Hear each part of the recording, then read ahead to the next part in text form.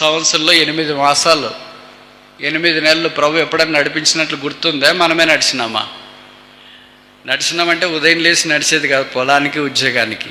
ఆత్మీయమైన జీవితంలో ఈ కష్టం, ఈ బాధ, ఈ చీకటి, వేదన, ఈ అవమానం, ఈ దుఃఖం, ఈ కృంగుదల ప్రభువా మీరు నడిపించండి అని ప్రార్థన చేసుకుని ఆయన మార్గంలో నడిచినామా? ఆయన మార్గము కాకుండా మన మార్గాలు తయారు చేసుకుని, మన మార్గాలు ఎలాగుంటాయంటే కాలినడకన మాదిరి మార్గాలు ఉంటాయి. ఆయన మార్గం ఎలాగుంటుందంటే ప్రార్థన జీవితాలు మారుస్తుంది, ప్రార్థన పరిస్థితులను మారుస్తుంది.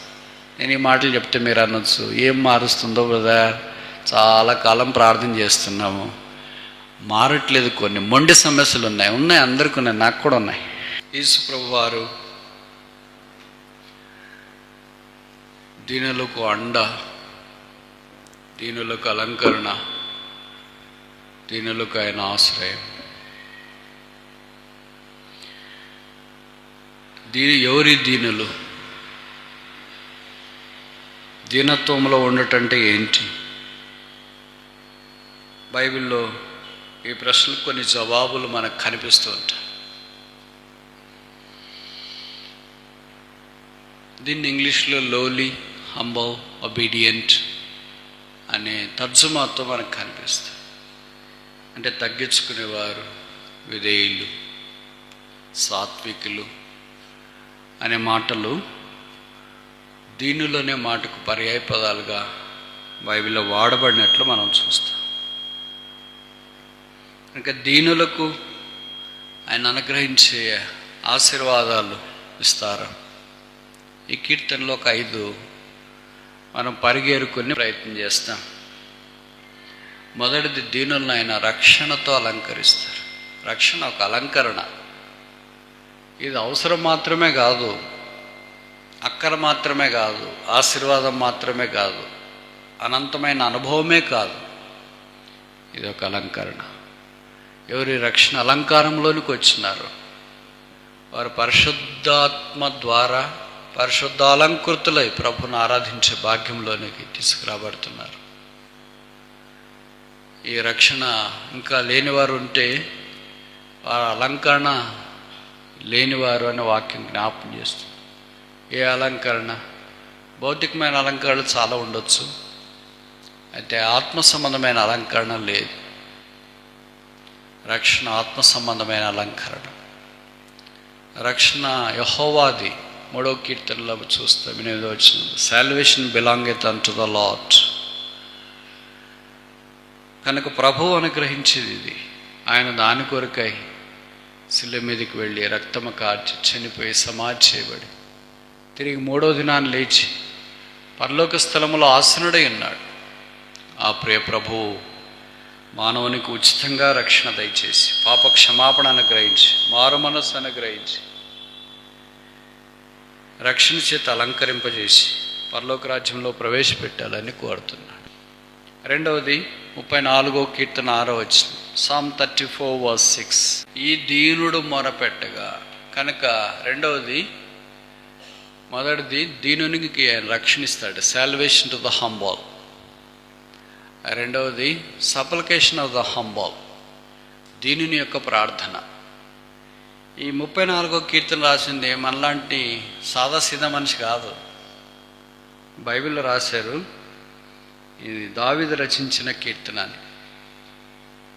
దావీదు రాజు, కానీ కొంతమంది మిషన్ వాళ్ళు ఆయన్ని అంతగా రాజుగా చూడడం కాకుండా ఇంకెక్కువ చెప్తారు. అందుకే మహారాజు, దావీదు మహారాజు రాసిన కీర్తన. మహారాజుని దావీదు ఎక్కడ చెప్పలేదు, ఆయన రాజని కూడా ఎక్కడ చెప్పుకోలేదు.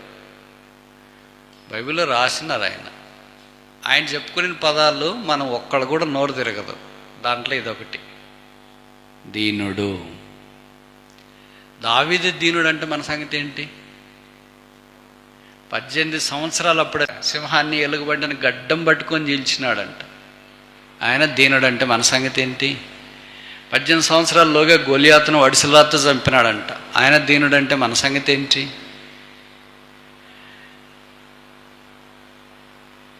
దేవుని యొక్క హృదయానుసారుడు దీనుడు అంటే మన సంగతి ఏంటి?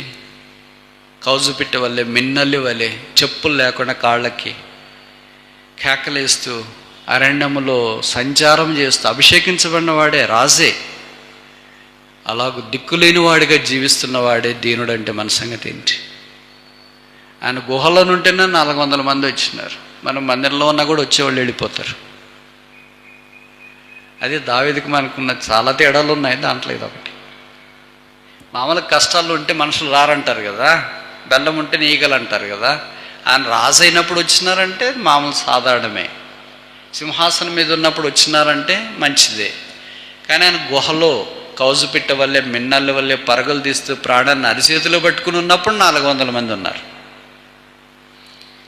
అది దావీదు యొక్క ఆత్మీయతను జ్ఞాపకం చేస్తుంది. అలాంటి వాడు ఏమంటున్నాడంటే దీనుడు. సింహాసనం మీద ఉన్నాడు ఎవరన్నా దీనులు అంటారా? లోకంలో ఏం చెప్తారంటే, అమెరికాని పరిపాలించిన అధ్యక్షుడు ఉండేవాడు వాషింగ్టన్ అని. ఆయన ఇలాగ చెప్పాడంటే, ఒక మనిషి యొక్క నిజస్వరూపం తెలుసుకోవాలంటే 2 ఇవ్వండి. మొదటిది డబ్బు, రెండవది అధికారం.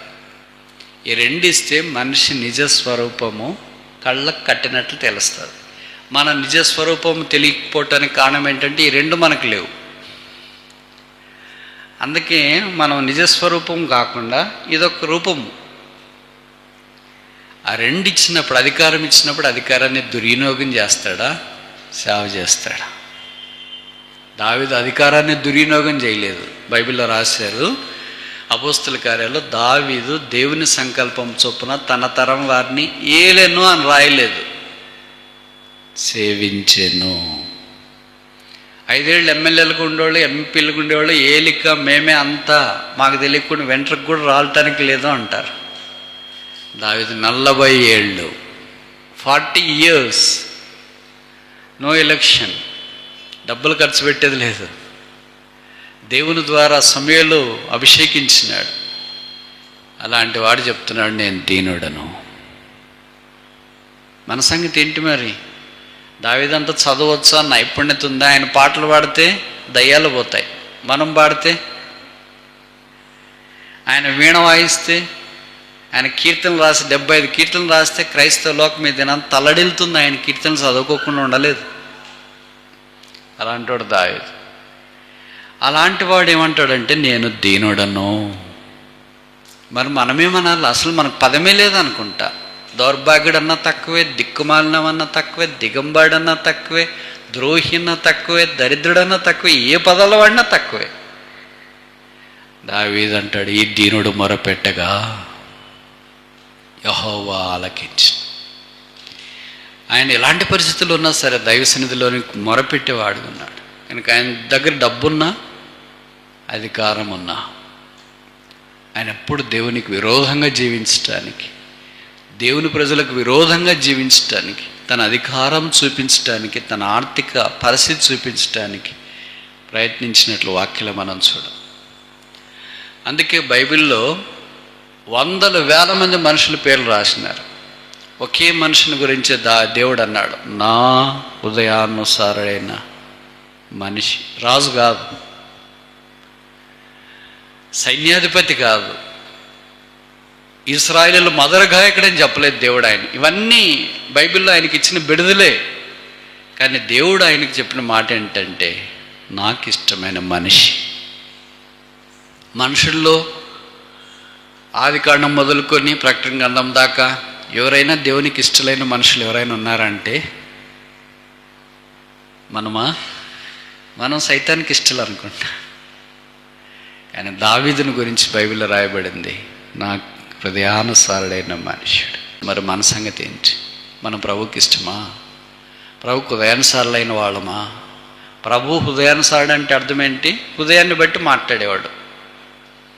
ఆయన ఏం ఆలోచిస్తుంది, ఆయన ఏం తలస్తే అది ఆయనకి ఏం కనిపిస్తుంది అంటే దేవుని చిత్త ప్రకారంగా తన పరిపాలన, జీవితము, రాజరికము, ఆర్థిక వనరులు అన్నీ వినియోగించుకోవటానికి ఇష్టపడినవాడు దావీదు.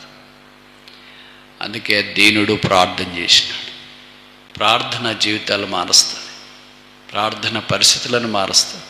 నేను ఈ మాటలు చెప్తే మీరు అనొచ్చు ఏం మారుస్తుందో బ్రదర్, చాలా కాలం ప్రార్థన చేస్తున్నాము మారట్లేదు. కొన్ని మొండి సమస్యలు ఉన్నాయి, అందరికీ ఉన్నాయి, నాకు కూడా ఉన్నాయి.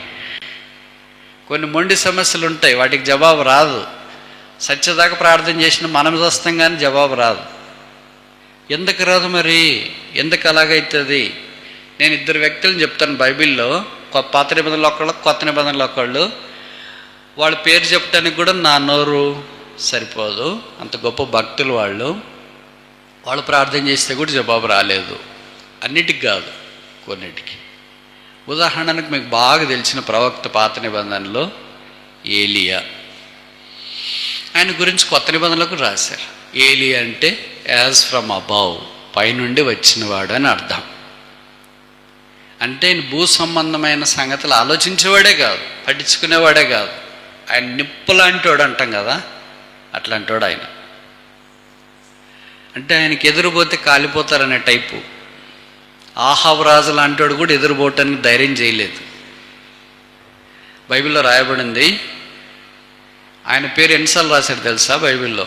67 సార్లు, 67 టైమ్స్ మన పేరు రాస్తారంటారా? పాత నిబంధనలు 30 సార్లు రాశారు. మీకు ఆశ్చర్యం వేస్తుంది, పాత నిబంధనలు ఎక్కువసార్లు రాస్తారా, కొత్త నిబంధనలు ఎక్కువసార్లు రాస్తారా? ఆయన పాత నిబంధన భక్తుడు కదా, పాత నిబంధనలు ఎక్కువసార్లు రాయాల. కానీ విచిత్రం ఏంటంటే కొత్త నిబంధనలు ఆయన పేరు ఎక్కువసార్లు రాశారు. 37 టైం, 37 సార్లు రాశారు. పాత నిబంధనలు 30 సార్లు రాస్తే కొత్త నిబంధనలు 37 సార్లు రాశారు. దాంట్లో యాకోబు రాస్తాడు 5:17, ఏలియా మన వంటి స్వభావం గల మనిషి. ప్రవక్త అని రాయలేదు, దేవుని సేవకుడు అని రాయలేదు, సైన్యాధిపతి అని రాయలేదు, మనిషి. అంటే దేవుడు మనుషుల ప్రార్థనలు ఆలకిస్తాడు. అంటే దేవుడు మనిషిని వాడుకుంటాడు. అంటే దేవుడికి మనిషి కావాలి. ఇవన్నీ మనకు జ్ఞాపకం చేస్తే మనకేమనుకుంటామంటే, అబ్బా వాళ్ళ మదర్ జీవించాలంటే మనకి ఎక్కడైతుంది, మనకు పెళ్ళిళ్ళు, సంసారం, కుటుంబము, ఇరుగు పొరుగు, అన్ని రేషన్ కార్డు, ఆ కార్డు, ఈ కార్డు అన్నీ ఉన్నాయి. వాళ్ళు మనుషులని బైబిల్ చెప్తుంది. దావీదు మనిషిని బైబిల్ చెప్తుంది. ఏలియా మనిషిని బైబిల్ చెప్తుంది. ఆ మనిషి ఏం చేశాడంటే ఆకాశాన్ని మూసేసాడంట 3.5 సంవత్సరాలు. బైబిల్లో రాయబడింది, ఆకాశము మూస్తే వర్షం కురవలేదు. అతడు మరలా ప్రార్థన చేయగా ఆకాశం వర్షించు. అంత శక్తిమంతుడు ఆయన. ప్రార్థన ఆకాశాన్ని మూస్తుంది, ఆయన ప్రార్థన ఆకాశాన్ని తెరుస్తుంది. మన ప్రార్థన మన్నోరే ముయ్యదు, పక్కన ఉన్నోరు అసలే ముయ్యదు. నిజమేనా? ప్రభా ఈరోజు వ్యర్థమైన మాటలు మాట్లాడుకోకుండా నా నోరు ముయ్యి ప్రభా అంటాం. ఆ రోజు ఎక్కువ మాట్లాడాల్సి వస్తుంది. మన్నోరే మనమే మూసుకోలేము, పక్కన వాళ్ళోరు ముయ్యలేము. ఆకాశాన్ని ఎట్ట మోస్తాం? ఇంకా కొంతమంది ప్రార్థనలు చేస్తుంటారు అట్లా, ప్రభా ఆకాశం నాయన అని. వాళ్ళు పదాలు నేర్చుకున్నారు, అంతే, అనుభవం కాదు. ఆయన ఆకాశాన్ని మోసినాడు. అలాంటోడు కష్టాల్లో చేయక ఒక ప్రార్థన చేసినాడు. చూడండి 1వ రాజులు 19:4, 1 Kings chapter 19:4. నా పితరుల కంటే నేను ఎక్కువ వాడను. ఎంత దీన మనసు చూడు, ఎంత తగ్గింపు. మనమైతే ఏమంటాం, ఆయన నాకంటే తక్కువడు, అబ్రాహాం నాకంటే తక్కువ, ఇస్సాకు నాకంటే తక్కువ, యాకోబు నాకంటే తక్కువ, అందరు నాకంటే తక్కువ, నేనే. ఎందుకంటే ఆయన గొప్పోడు అంటానికి చాలా కారణాలు ఉన్నాయి. మొదట బైబిల్లో చనిపోయిన వారిని లేపింది ఈయనే. అబ్రహాం లేపలేదు, ఇస్సాకు లేపలేదు, యాకోబు లేపలేదు, మోషే లేపలేదు, యెహోషువ కూడా లేపలేదు. ఒక సచ్చిన మనిషిని బైబిల్లో మొట్టమొదట లేపినవాడు ఈయనే. ఆకాశాన్ని బైబిల్లో మొట్టమొదట మూసినవాడు ఈయనే. ఆకాశాన్ని మొట్టమొదటి బైబిల్లో తెరిచినవాడు ఈయనే. ఆకాశం నుండి పైనుండి అగ్ని కురిపించినవాడు మొట్టమొదటి ఈయనే. ఇలాంటి గొప్ప వ్యక్తి ఏమంటున్నాడంటే, మా పితరుల కంటే, అంటే ఆయనకు ముందున్న వాళ్ళందరూ ఉన్నారు కదా, మోషే, యెహోషువ, వీళ్ళందరికంటే నేనేం గొప్పవాడిని కాదు. ఎంత తగ్గింపు, తను తాను తగ్గించుకున్నవాడు హెచ్చించబడును అని అంటే ఏలి ఎంత మంచి ఉదాహరణ. మనం ఇలాగ అనుకుంటే ఎంత బాగుంటుంది. నాలాంటి వాడు ఎవరున్నారు? అసలు నేనే ఫస్ట్ అంటాం. చచ్చిపోయిన బైబిల్లో బతికించింది నేనే, అగ్ని కురిపించింది నేనే, ఆకాశం మూసింది నేనే, వర్షం కురిపించింది నేనే. అసలు నాలాంటి వాడు ఎవడు లేడు ఏమనుకున్నా. వీళ్ళందరూ అవిధేయులు. వీరందరూ దీన మనసు ధరించిన వారు కాదు, నేనే అనేవాళ్ళు ధరించిన వారు కాదు. అందుకే ఈయన అన్నాడు, నేను నా పితరుల కంటే ఎక్కువ వాడను కాను. సరే కాదు, మరి ఇప్పుడు సంగతి ఏంటి? ఇంత మట్టుకు చాలు, ఐ హ్యావ్ హ్యాడ్ ఎనఫ్. నేను చేయగలిగినంత పరిచయం చేసిన. మరి ఇప్పుడు ఏం చేయమంటావు? ప్రార్థన మనమేంటంటే ఇక్కడ రాశాడు, నా ప్రాణము తీసుకునమని ప్రార్థన చేశాను.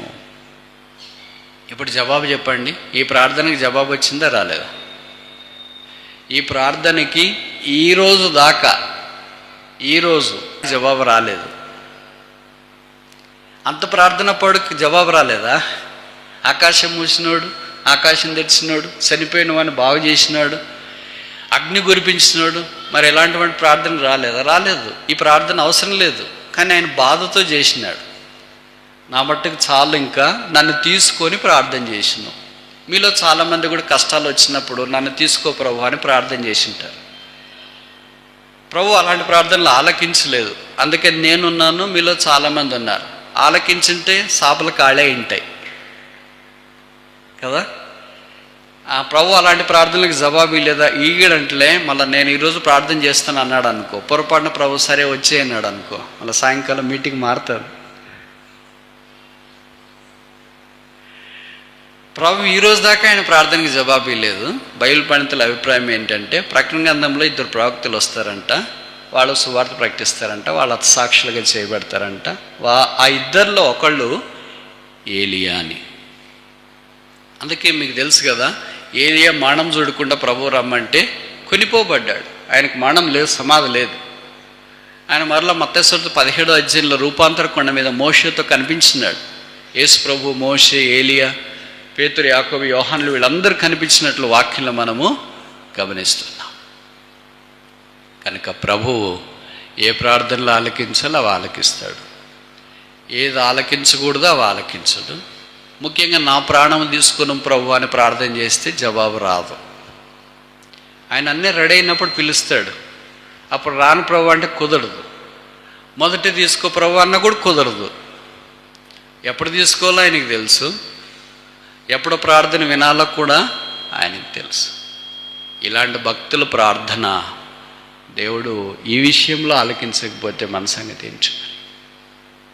కనుక ప్రార్థనలు కొన్ని మొండి ఉంటాయి, అవి జవాబు రావు. అయినా పర్వాలేదు, ప్రభు మీద మనం ఆధారపడాలి.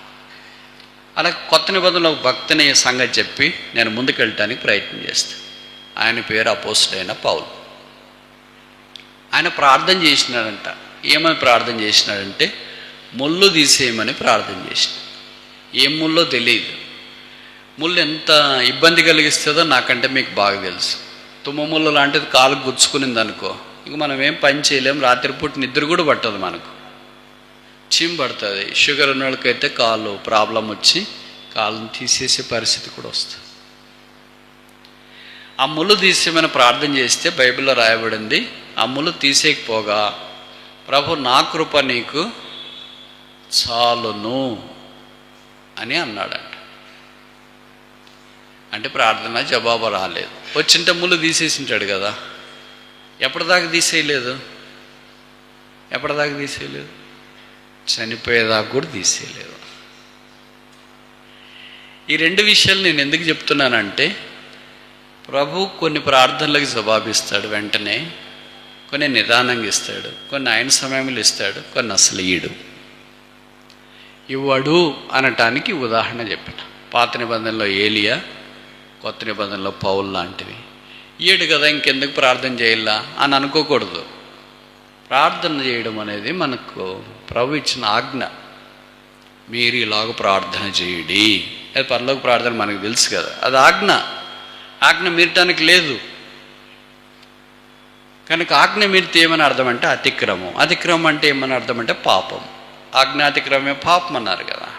కనుక ప్రార్థన చేయండి అనేది ఆప్షన్ కాదు. అంటే చేసి చేయొచ్చు, లేకపోతే లేదు, వస్తే రావచ్చు, లేకపోతే లేదు, అటు కాదు. రక్షణ పొందిన తర్వాత ఖచ్చితంగా ప్రార్థన చేయాలి, అది ఆజ్ఞ. అలాగే చేయకపోతే పాపం. సమయాలు అన్నాడు కదా, నేను మీ కొరకు ప్రార్థన చేయకపోతే దేవుని ఎదుట పాపం చేసిన వాడిని. కనుక రెండవది ఏంటంటే, దీనులకు ప్రార్థన చేసే భాగ్యం ప్రభు ఇచ్చినాడు. ఆ ప్రార్థనకు ఆయన అవసరాన్ని బట్టి జవాబిస్తాడు, కొన్నిసార్లు జవాబు ఇయ్యాడు.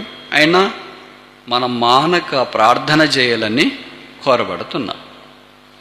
3వది చూస్తామా? కీర్తనలు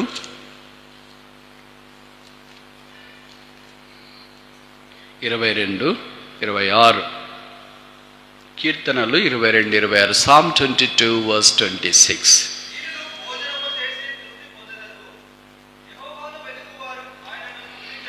చాలు. దీనులు భోజనము చేసి తృప్తి పొందెదరు, యెహోవాను వెదుకువారు. చాలు. కనుక దీనులకున్న మొదట మూడవ ఆశీర్వాదం ఏంటంటే తృప్తి. ఒక క్రైస్తవుడు తృప్తిగా ఉండాలి. ఉన్నదైనా ఏమి లేకపోయినా పర్వాలేదు. ఎట్లా ఉండాలి బ్రదర్ ఏమి లేకుండా?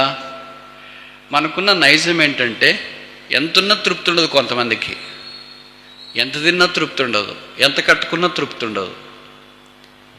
వారు అసంతృప్తిగానే ఉంటారు. అసంతృప్తి రగిలిపోతుంటుంది అంటారే అట్లా. క్రైస్తవుడు అట్లా ఉండకూడదు. ప్రభు తనకి ఏది ఇస్తే అది, ఒకే జత బట్టలు ఇచ్చినా చాలు అనుకుంటామా? మనం అట్లా అనుకోం. పక్కన వాళ్ళని చూస్తాం, వాళ్ళకి ఇన్ని జతలు బట్టలు ఉన్నాయి, నాకు ఒకటే ఉంది. మనకు సైకిల్ ఇచ్చినా చాలు అనుకోవాలి. మనకు సైకిల్ ఇచ్చిన వాళ్ళకి కారు ఉంది అనుకోవడం తప్పు కాదు. దాని కొరకు కొన్ని కాని ప్రయత్నాలు చేస్తుంటాం. అప్పులు తీసుకోవడము, చేతి బదులు తీసుకోవడము, చీటీలు తీసుకోవడము, ఆన్లైన్లో అప్పులు చేయడము, ఇవి ఎన్ని భయంకరమైన సంగతులు అంటే మీలో కొంతమందికి తెలిసి ఉంటుంది. ఇవి మనుషులను పాడు చేసి పిప్పి చేస్తాయి. మనిషి జీవితం, మనిషిని ఒక్కడినైతే పర్లేదు, కుటుంబాలను కూడా, ఐదు చుట్టుపక్కల ఉన్నోళ్ళను కూడా. ఎందుకంటే తృప్తి లేదు. ఎందుకు మనిషికి తృప్తి లేదు? ఎలాగైనా how to become rich over night. రాత్రికి రాత్రే ధనవంతుడు కావాలి. ఎట్లా కావాలా? అప్పుడు వేరే మార్గాలు ఆలోచిస్తాడు. అది క్రైస్తవ లక్షణం కాదు. క్రైస్తవుడు ఉన్నదానికి తెలుగులో ఒక సామెత ఉంది కదా, పిండి కొద్ది రొట్టె. ఎంత పిండి ఉంటుందో అంతే రొట్టె అవుతుంది. పిండి తక్కువ పెట్టుకొని రొట్టెలు ఎన్ని కావాలి అందరికంటే ఎట్టవుతుంది? ప్రభు మనల్ని అలాగే పిలిచినాడు. దాసులుగా పిలిస్తే దాసులు, స్వతంత్రులుగా పిలిస్తే స్వతంత్రులు, వ్యవసాయదాడిగా పిలిస్తే వ్యవసాయదాడు, ఉద్యోగం చేసి పిలిస్తే ఉద్యోగము. ఏ పని కొరకు ప్రభు మనల్ని పిలిచినాడో, ఎలాగ పిలిచినాడో దాంట్లో మనం ఉండాలని కోరబడతాం. అలా కాకుండా చాలామంది అప్పుల్లో కూరుకుపోయినారు. నాకు కొంతమంది ఫోన్లు చేస్తుంటారు, బ్రదర్ అప్పుల్లో ఉన్నాం ప్రార్థన చేయండి, వడ్డీ కూడా కట్టలేకపోతున్నాం ప్రార్థనలు చేయండి.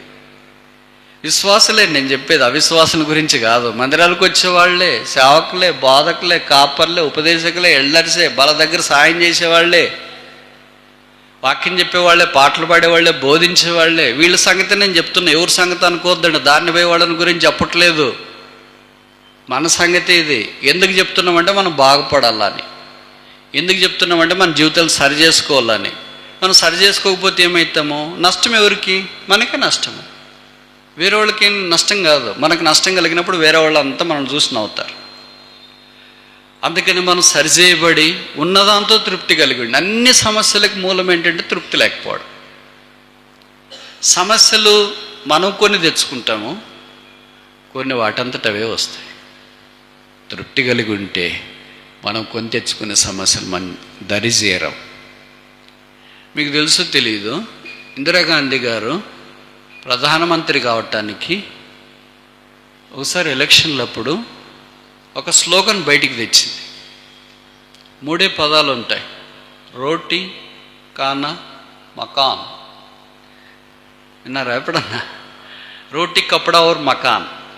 రోటీ కపడా ఔర్ మకాన్ అంటే రోటీ అంటే భోజనం, రొట్టె. కపడా అంటే బట్టలు, మకాన్ అంటే ఉండటానికి ఇల్లు. భోజనము, బట్ట, గూడు. ఈ 3 పదాలే స్లోగన్ తీసుకుని వచ్చి ఆమె విపరీతమైన మెజార్టీతో అప్పుడు గెలిచి భారతదేశ ప్రధానమంత్రి అయ్యారు. అంటే ఇది ఎందుకు చెప్తున్నానంటే మనిషికి 3 అవసరం, రోటీ, కపడా ఔర్ మకాన్. కానీ మన ఇంతటితో తృప్తి ఉండదే. రొట్టెలు తినేవాళ్ళకి ఎంతటితో తృప్తి ఉండదు, బిర్యానీ కావాలా అనిపిస్తుంది. ప్రభు ఇస్తే మంచిదే, లేకపోయినప్పుడు. బట్టలు ఉండే వాళ్ళకి ఇంతటితో తృప్తి ఉండదు, బీరువాలు నిండాలా అనుకుంటారు. ఆ బీరువాలు నిండిని కూడా అట్లే పెట్టుకొని ఉంటారు. దాన్ని డిస్పోజ్ చేయాలి కదా, అంటే వేరే వాళ్ళకన్నా ఇవ్వాలి కదా, ఇయర్ అట్లే పెట్టుకొని ఉంటారు. ఇంక ఇల్లు ఒక ఇల్లుతో తృప్తి ఉండదు. కొడుకోటి, కూతురుకోటి, అల్లునికోటి, మనవడికోటి. ఎంతకాలం బతుకుతాడు? ఏం బతికినంత కాలము జవాబు చెప్పేది వాళ్ళు. ఎంతకాలం బతుకుతారు ఇట్లాగ చేస్తున్నారంటే బతికినంత కాలం. మరి ప్రభు కొరకు బతికేది ఎప్పుడు? తృప్తి ఎప్పుడు? ప్రభు కొరకు. 3 విషయాలు చెప్పిన దీనుల గురించి. మొదటిది, దీనులు రక్షణ చేత అలంకరించు. వాళ్ళ అలంకరణ అదే, బ్యూటీ పార్లర్ అదే, సెపరేట్గా పోవాల్సిన పని లేదు. రెండవది ఏంటి? దీనులు ప్రార్థన చేస్తే ప్రభు జవాబిస్తాడు. సప్లికేషన్. మొదటిది సాల్వేషన్, రక్షణ. రెండవది సప్లికేషన్, ప్రార్థన. మూడవది ఏంటి? దీనులు తృప్తిగా ఉంటారు, సాటిస్ఫాక్షన్. కనుక ఉన్నదాంతో తృప్తిగా ఉండండి. ఒక జత రెండు జతలు ఉన్నా తృప్తిగా ఉండండి. బట్టలు, ఈ సామాన్యమైన భోజనం ఉన్నా తృప్తిగా ఉండండి. తృప్తి అనేది లేకపోతే కోరికలకు అంతుండదు. గుర్రాలకైనా అంతుంటుందేమో కానీ కోరికలకు అంతుండదు. ఎండమావులకైనా అంతుంటుందేమో కానీ కోరికలకు అంతుండదు. కోరికలు స్వాధీనంలో ఉండవు కనుక చూసినవన్నీ మనం కావాలనుకోవాలా, కొనుక్కోవాలనుకోవాలా, నాదిగా ఉండాలని అనుకోవాలా. అందుకే మనము నష్టము దాపరించడానికి అవకాశం. నాలుగోది చూస్తామా? కీర్తనలు 68:10.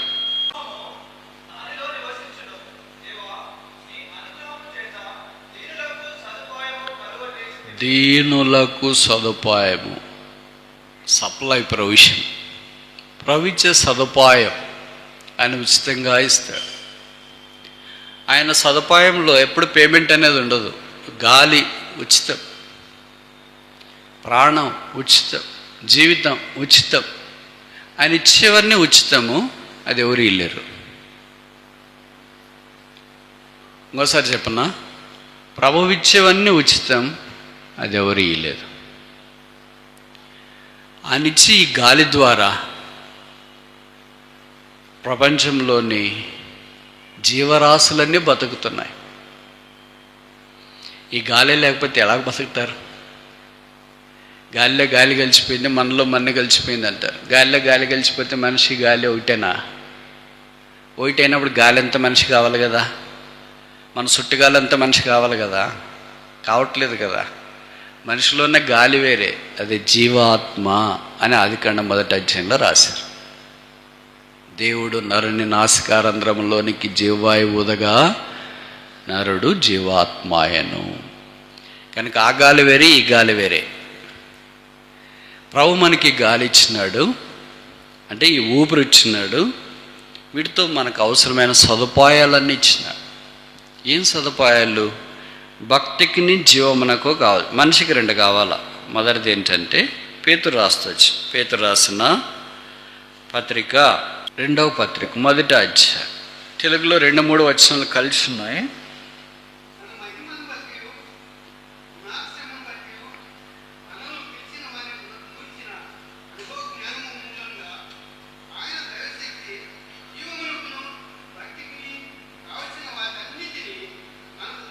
చాలు. ఆయన దైవశక్తి జీవమునకును భక్తికిని కావలసినవన్నీ, ఎక్స్ట్రా కాదు. ఏ కావాలో అది. భోజనం కావాలా, నీళ్ళు కావాలా, గాలి కావాలా, వస్త్రం కావాలా, నివాస యోగ్య స్థలం కావాలా, ఈ కావలసినవన్నీ ఆయన ఇస్తాడు. దేనికి కావాలంటే 2. ఒకటి ఏంటంటే జీవము, అంటే భౌతికమైన అక్కర్లు. మన గాలి, వెలుతురు, నీరు, భోజనము, ఇవన్నీ భౌతికమైన అక్కర్లు, అవి ఇస్తాడంట. రెండవది ఏం రాయబడిందంటే భక్తి, అంటే ఆధ్యాత్మిక జీవితానికి విశ్వాసము, ప్రేమ, సంతోషం, సమాధానం, దీర్ఘశాంతం, దయాళత్వం, మంచితనం, ఆశానిగ్రహం, ఇవన్నీ ఆధ్యాత్మికమైన భక్తికి అవసరమైనవి. ఇవి ఆయన దయచేస్తాడు. ఆయన దయచేస్తాడు కానీ మన దారికి మనం కూర్చుంటే కుదరదు. మనలో కార్యసాధకమగు తన శక్తి చొప్పున అవన్నీ మనకిస్తాడు.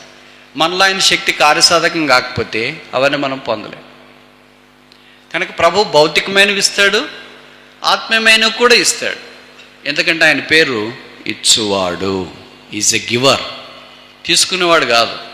మామూలు మనం అంతా చేతులు ఇట్లా సాపుతాం, ఆయన చెయ్యి ఇట్లా పెడతాడు.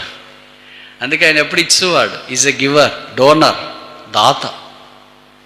మనం ఎప్పుడు ఆయన వద్ద నుండి స్వీకరించేవారు. ఆయన దీనులకు సదుపాయము కలగచేయి.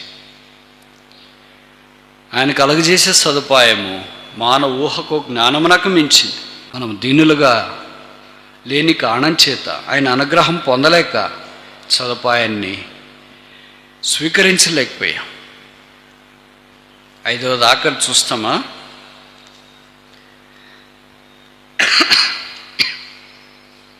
కీర్తనలు 25:9.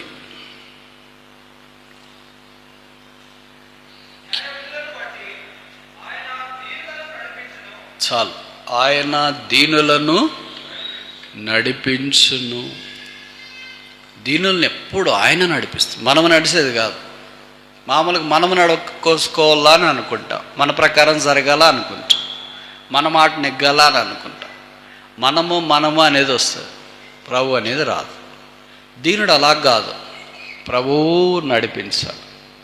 విషయం 58:11 ఉంది, యెహోవా నిత్యము మిమ్మును నడిపించు.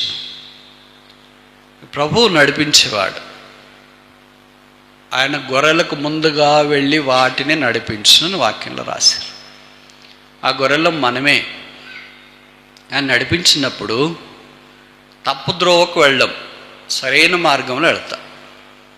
అందుకే 23వ కీర్తనలో కీర్తనకాడు అన్నాడు కదా దావీదు, శాంతి మార్గములో ఆయన లేదా నీతి మార్గములో ఆయన నన్ను నడిపించుచున్నాడు. ఆయన నడిపించేవాడు.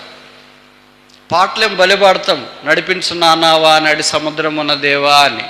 జీవితంకి వచ్చేటప్పుడు నువ్వు నడిపిస్తే కష్టంలే ప్రభా, నేనే నడుస్తాను. కానీ ఎప్పుడన్నా పడిపోయేటప్పుడు రా, నువ్వు పడిపోయినప్పుడు రా అని అటు కాదు.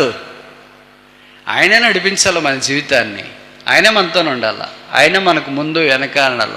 గొర్రెలకు కాపరి ముందు నడుచు. నేను చెప్పింది కదా, బైబిల్లో రాశాడు చూడు, 10:6, యోహాను 10:6, జాన్ చాప్టర్ 10:6, యోహాను సువార్త 10వ అధ్యాయము 4వ వచనం మన్నించండి.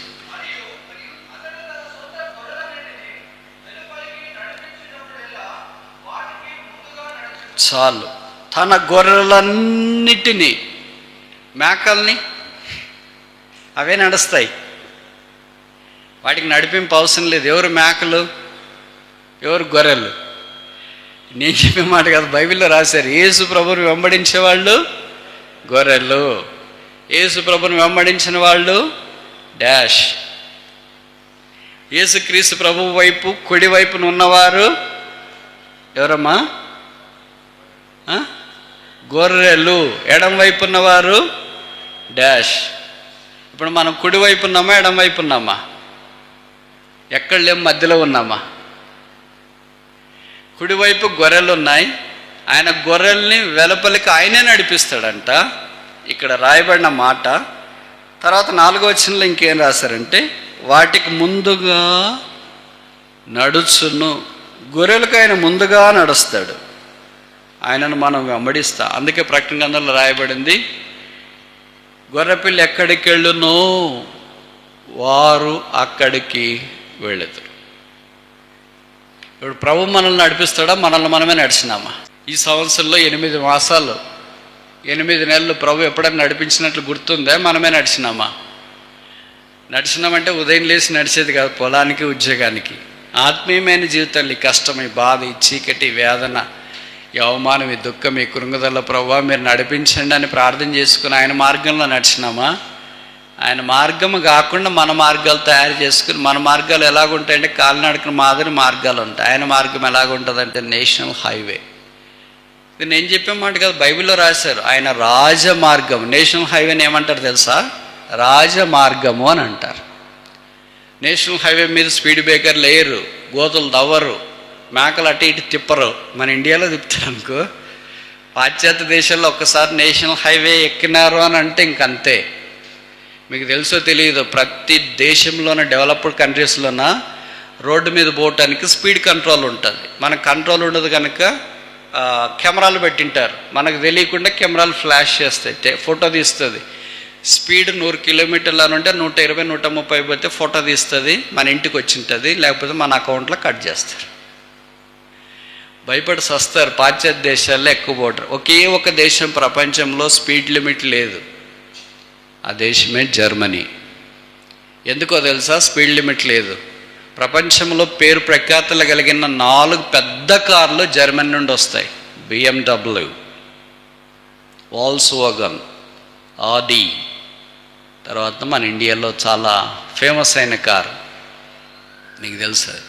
ఈ 4 కార్లు జర్మనీ నుండి వస్తాయి. ప్రపంచంలో ఎక్కువ వాడే పాష్ కార్లు 4. ఈ 4లో ఎప్పుడైనా యాక్సిడెంట్ అయితే కార్ వల్ల యాక్సిడెంట్ అయింది అని అంటారని వాళ్ళు ఏం చేసినారంటే రోడ్లో నో లిమిట్, 200 300 కూడా పోవచ్చు, సావరు. నిజమా? అంటే వాళ్ళు ప్రపంచానికి ఏం చెప్తున్నారంటే our cars are safest on the roads. మా కార్లు దారుల్లో చాలా భద్రతనిస్తాయి. మరి యాక్సిడెంట్ అయితే మీ వల్ల అవుతుంది, మీరే పోయి దేనికైనా కొడతారు, మా కార్ల వల్ల కాదు అని ప్రపంచానికి చెప్తారు. ఇప్పుడు సంగతి ఏంటంటే నేను చెప్పదలుచుకున్నది, ఆధ్యాత్మిక జీవితంలో ప్రభు మనల్ని అలాంటి నేషనల్ హైవే లాంటి దాంట్లో నడిపిస్తున్నప్పుడు ఆయన చిత్తంలో ఉంటే స్పీడ్ లిమిట్ లేకుండా నడిపిస్తాడు. ఆయన చిత్తంలో లేకుండా మనకు స్పీడ్ లిమిట్ ఏమి ఉండదు. మన రోడ్లో గుంతలు ఉంటే చాలు, స్పీడ్ బ్రేకర్లు ఉంటే చాలు, మనమే దెబ్బకి సెట్ అయిపోతాం. అలాగే మన జీవితం కూడా రకరకాల సమస్యలు పోరాటాలు ఉండిపోతాం. కానీ ప్రభువుని వెంబడించే వాళ్ళు ఏ పరిస్థితి అయినా వెంబడిస్తున్నారు. 5 చూసినాం దీనుల గురించి. మొదటిది ఏంటి? దీనులను రక్షణతో అలంకరిస్తారు. రెండవది ఏంటి? దీనుల ప్రార్థన అని ఆలకిస్తాడు. మూడవది ఏంటి చెప్పండి? దీనులు సప్లై, వారికైనా సదుపాయం ఇస్తాడా? చెప్పరా? తృప్తి, సాటిస్ఫాక్షన్. నాలుగవది ఆయన సదుపాయం ఇస్తాడు. ఐదవది ఆఖరిది ఆయన ఏం చేస్తాడు? నడిపిస్తాడు, స్పిరిచువల్. ఈ 5 దీనుల విషయమై అని చేసి